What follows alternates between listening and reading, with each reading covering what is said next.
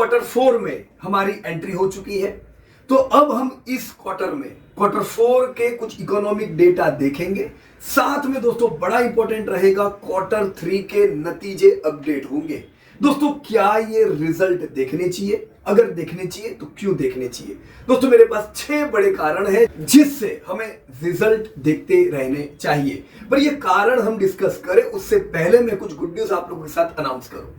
दोस्तों आने वाले 10 हफ्तों में हम करीबन 50 अलग अलग सेक्टर कवर करेंगे।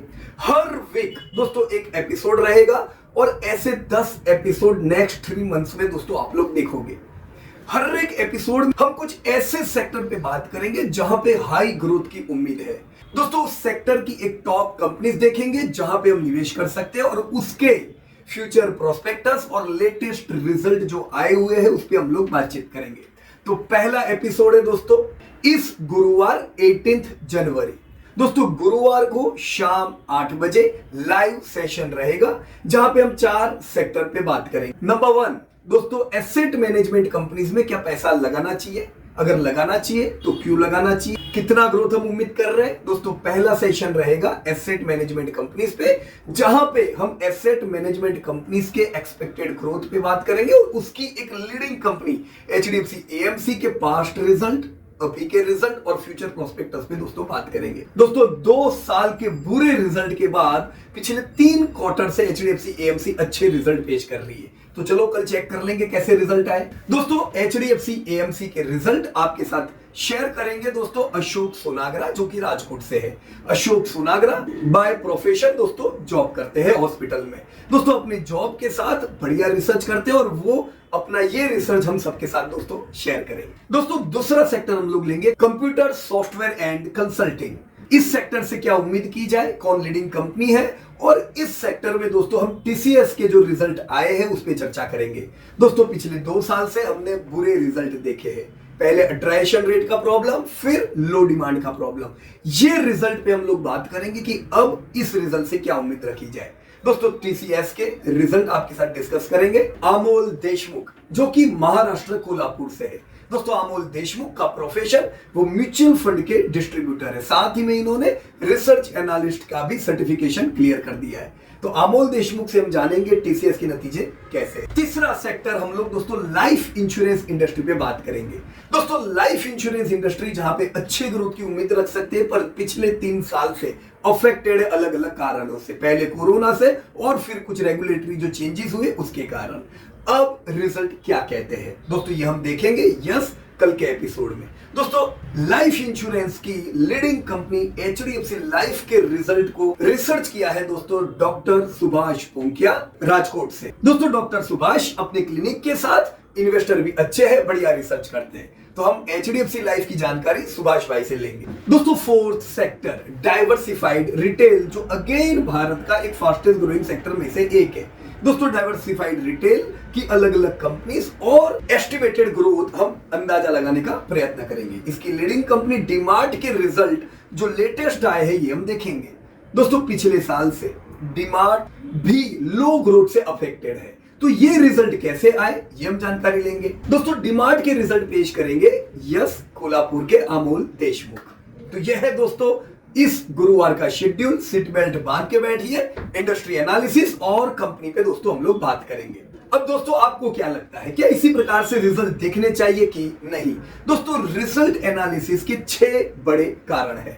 कारण नंबर 1 दोस्तों रिजल्ट देखने से आपको कंपनी की फाइनेंशियल हेल्थ पता चलती है। दोस्तों फाइनेंशियल रिजल्ट जब हम देखते हैं तो कंपनी के revenue, profit, margin, cash flow हमें पता चलती है कि क्या जैसा उम्मीद किया वैसी ही आ रही है कि कोई हर्डल दोस्तों उनके सामने है। दोस्तों ये जानकारी हमें ग्रोथ और स्टेबिलिटी दोनों में काम लग सकती है। दोस्तों दूसरा बड़ा कारण रिजल्ट देखने का हम परफॉर्मेंस को इवेल्युएट कर सकते हैं। कैसा परफॉर्म किया और अब क्या परफॉर्मेंस आ सकता है। दोस्तों रिजल्ट एनालिसिस से इन्वेस्टर ये जान सकता है कि जो ट्रेंड चला आ रहा था बुरा बुरा बुरा कुछ अच्छा आया है क्या या अच्छा अच्छा अच्छा उसमें कुछ बुराई आई है क्या।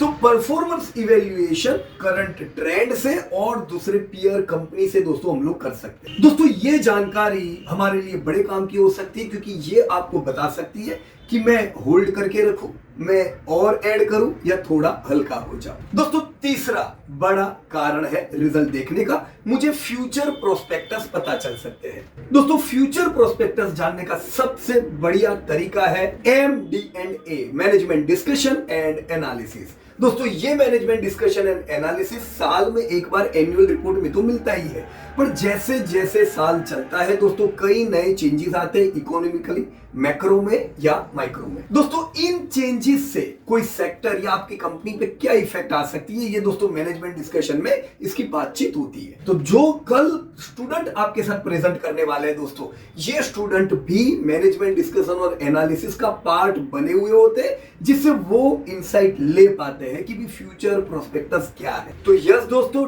डेटा अकेला जरूरी नहीं है, डेटा एनालिटिक्स के साथ मैनेजमेंट डिस्कशन भी जरूरी है, जिसे फ्यूचर हाईलाइट हमें मिले। ये जानकारी बहुत जरूरी होती है दोस्तों समझने के लिए कि आने वाला जो समय है, साल, 2 साल, 3 साल, 10 साल, ये आपकी प्रोडक्ट या आपकी सर्विस या जो इंडस्ट्री में आप पैसा लगा रहे हो उसके लिए कैसा। दोस्तों कभी कभार ऐसा भी होता है कि कुछ समय के लिए आपकी इंडस्ट्री चैलेंजिंग मोड से गुजर रही होती है, वो समय पे आप क्या करें उसका भी आप प्रॉपर डिसीजन ले सकते हो। दोस्तों चौथा कारण रिजल्ट देखने का, डिविडेंड डिक्लेरेशन या कोई इंपॉर्टेंट कॉर्पोरेट एक्शन। दोस्तों डिविडेंड डिक्लेरेशन खास करके नए इन्वेस्टर के लिए इतना काम का नहीं होता है, क्योंकि नए इन्वेस्टर की डिविडेंड अर्निंग लो होती है। जब आप एक समय बिताते हो बाजार में, तब दोस्तों आपको एक सफिशिएंट डिविडेंड आता है जो आपको बढ़िया काम भी लग सकता है।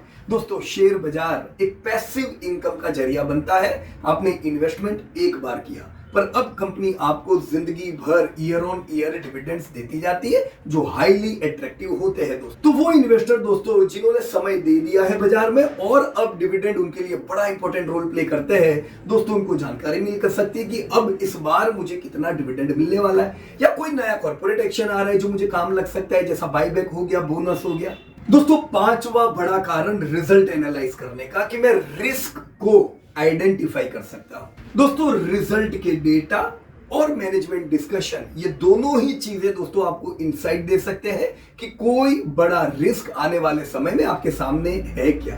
दोस्तों जनरली हमने देखा है कि मैनेजमेंट अगर रिस्क होता है तो वो भी डिस्कस कर ही लेते हैं, ताकि बिगड़ने के बाद सबको पता चले। इससे तो बेहतर है अभी से सब लोग जान ले कि भी लो ग्रोथ होने वाला है, कि कोई और अड़चन आए हुए हैं, राइट। जी हाँ दोस्तों, ये इंफॉर्मेशन भी आपके वेटेज को प्लस माइनस करने के लिए काम लग सकते हैं। दोस्तों छठा और आखिरी कारण, आप मार्केट रिएक्शन जान सकते हो। दोस्तों शेयर बाजार में बड़े उछाल या गिरावट रिजल्ट के बाद आते हैं। दोस्तों बाय स्टेइंग इन्फॉर्म मैं जान सकता हूं कि कोई भी जो मूवमेंट आई है अप या डाउन, वो क्यों आई है और वो कितना डैमेज कर सकती है, तो रिलेटेड मैं मेरे पोर्टफोलियो में चेंजेस कर सकता हूं। जी हाँ दोस्तों, इस इंफॉर्मेशन से मैं मेरे पोर्टफोलियो को थोड़ा एक्सेलरेट कर सकता हूं, या मैं मेरे लॉस जो होने वाले हैं उसको थोड़ा मिटिगेट भी कर सकता हूं।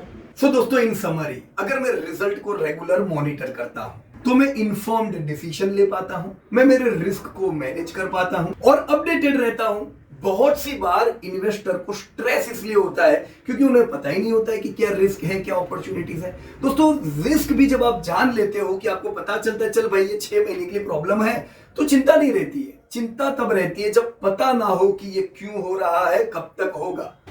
जानकारी लेने से दोस्तों हम stress free, risk free investment की ओर आगे बढ़ सकते हैं। तो दोस्तों आने वाले 10 एपिसोड है आप लोगों के लिए, और ये प्रेजेंट कौन करेंगे दोस्तों, आप ही के जैसे भारत भर में जो सीखे हुए स्टूडेंट्स हैं, जो ऑलरेडी बिजी होंगे दोस्तों अपने स्केड्यूल में, वही स्टूडेंट आप लोगों के साथ दोस्तों रिजल्ट पे चर्चा करेंगे।